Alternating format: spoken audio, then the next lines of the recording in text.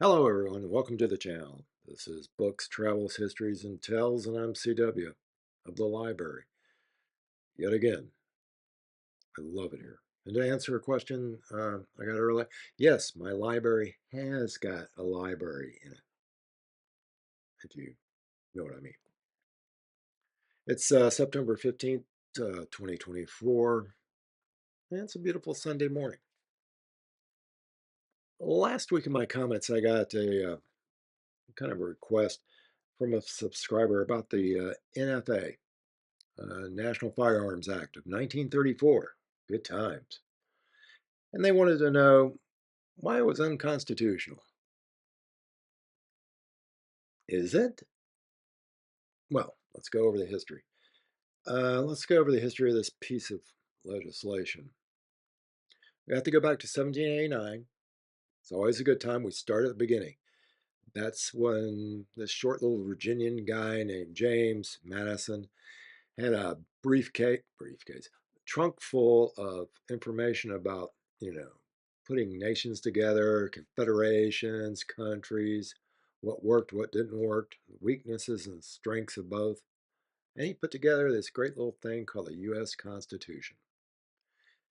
And you want to know about his Bill of Rights that he wrote. He didn't write any. He put them within. He had a great preamble. The U.S. Congress slash convention there in Philadelphia heard it, didn't like it. Let's just tack them on at the end. So, regardless of the fact that he poured his heart and soul out into this parchment, at the urging of the convention, they put everything at the back. Originally, there was no "we the people."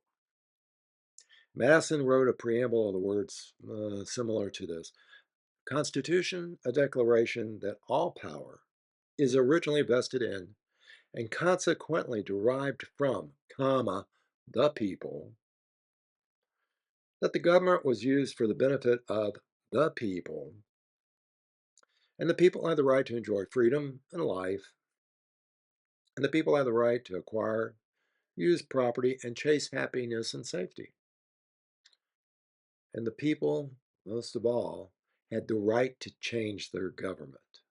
Boy, you remind a few people in Washington of this, and they just get the willies, don't they? Every now and then, I think we should probably do that. Just come on, just remind. Hey, we got the right to petition. But anyway, I digress. So James Madison's original Second Amendment was, quote, the right of the people to keep and bear arms shall not be infringed. A well-armed and well-regulated militia being the best security of a free country, but no person religiously scrupulous of bearing arms shall be compelled to render military service in person. There you go. He just covered the Quakers. But they didn't like it. And, pretty much remember when Jefferson wrote the Declaration of Independence, they almost all wanted to drop an F out of his name. I'm just kidding. But it's Congress. So the difference between Madison's vision of a constitution and that of the Congress that he wanted, the entire Bill of Rights, he wanted them written within the Constitution, not separate. Madison originally wanted like 12 amendments, but Congress decided, I'm sorry, I used Congress and convention um, interwoven in the convention in Philadelphia. They settled on 10, and they wanted them attached. They wanted them clear for the regular people. The Second Amendment then reads, a well-regulated militia being necessary for the security of a free state, the right of the people to keep and bear arms shall not be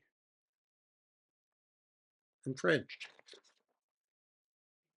Militia, what does that mean? It's military, but means a special military. An army composed of citizens. Citizens. Infringe, to break off, impair, violate. Okay, that's pretty clear. It doesn't lose much in translation.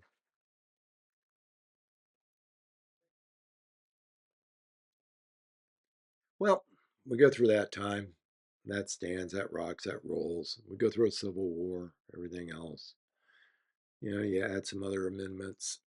Roll around to the 1930s. Gangland. So, Herbert Hoover, former Secretary of the Commerce, becomes president, and a great panic ensues economically. He doesn't like the word panic, so they change it to depression. The depression was not created by Herbert Hoover, it was created for him. So things go awry. People lose their jobs, everything else. Enter the time of gangsters. Rise of bank robberies, kidnappings, especially of well-to-do people, bank presidents, associates. These criminals kept using automatic weapons, machine guns, short rifles, shotguns, automatic weapons, hand grenades in some cases, silencers. I didn't see many of those, but yeah, silencers. So the U.S. Congress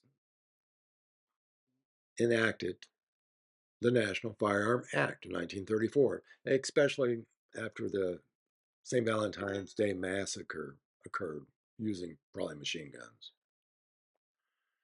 So basically, at the time, this is what it's written: you could own a automatic weapon, but it had to be registered with the Treasury Department, and you had to pay a special tax or a tax stamp, $200 in 1934.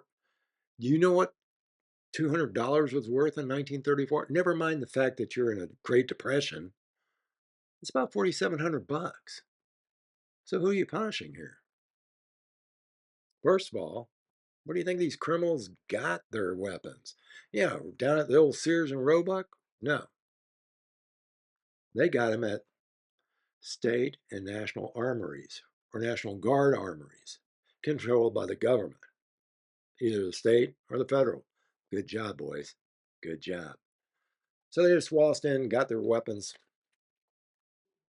Why pay for it? But I'm sure that as soon as Congress enacted this 1934 thing, that they went right down the line, paid out that 200 bucks for each weapon.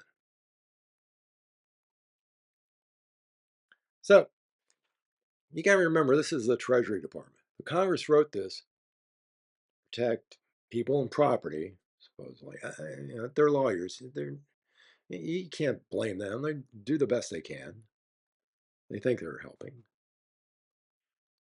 But they turn this over, enforcement wise, to the Treasury Department. This is where the Bureau of Alcohol, Tobacco, and Firearms, although they weren't called that, they were, I think at the time, just enforcement of the Alcohol Tax Unit or something like that, the ATU. But it's the Treasury Department, the alcohol branch. You remember them? These are good guys. They killed over 11,000 Americans, innocent, other than them possessing alcohol, because they poisoned the alcohol. 11,000 in 1 year, 1927. That's an estimate, probably low. I'm not making this up. This is history. They don't like to tell it, but it was for your own good. That's why we killed your uncle. Stuff like that. So every time I think about this, you know, You want a friend in Washington? You know, like Harry Truman used to say, you want a friend in Washington? Well, better get a dog. You can't trust anybody else. I guess they forgot that, Jesus of Nazareth, he liked to go to a party every now and then. One of his first miracles was changing water into wine. Of course, he'll tell you it wasn't real wine, it was just grape juice.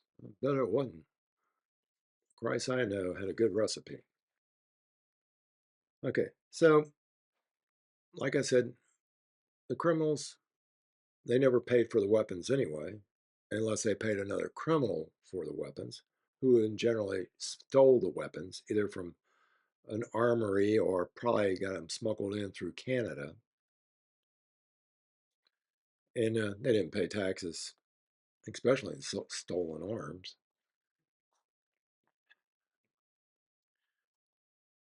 So in 1968, an interesting thing happened to the old NFA.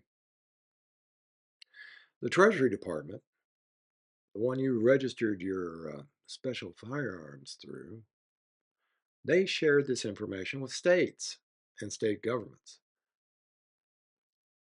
Well, you filled out that form, what was it, number 4 from the ATF? Well, in 68, they shared that information with a state. And a state found out that the guy that filled out the information, let's say, I think it's Haynes, 1968, and they arrested him for possession of an illegal firearm in their state. The U.S. Supreme Court later ruled that uh, this kind of violates his rights under Amendment 5, self-incrimination, when you made him fill this out and you shared the information. So basically, the NFA was then deemed unenforceable. But don't worry, the government didn't go away that easy. In 1968, they just rewrote it, added Title II, took that little link out. Can you own a machine gun? You bet you can. You can't own it in one of these states: California, Colorado, Delaware, District of Columbia, Hawaii, Illinois, Iowa, Louisiana, Massachusetts, New Jersey, New York, Rhode Island, and Wisconsin. I can't help but notice that District of Columbia, California, New York, New Jersey, Illinois have some of the highest crime rates. But to be fair, they also have the densest population. I mean, all you have to do if you want to see action TV, watch Chicago News on a weekend. Well, you can't own a machine gun regardless in that state. That's okay. That's states. The state laws don't allow you to own those.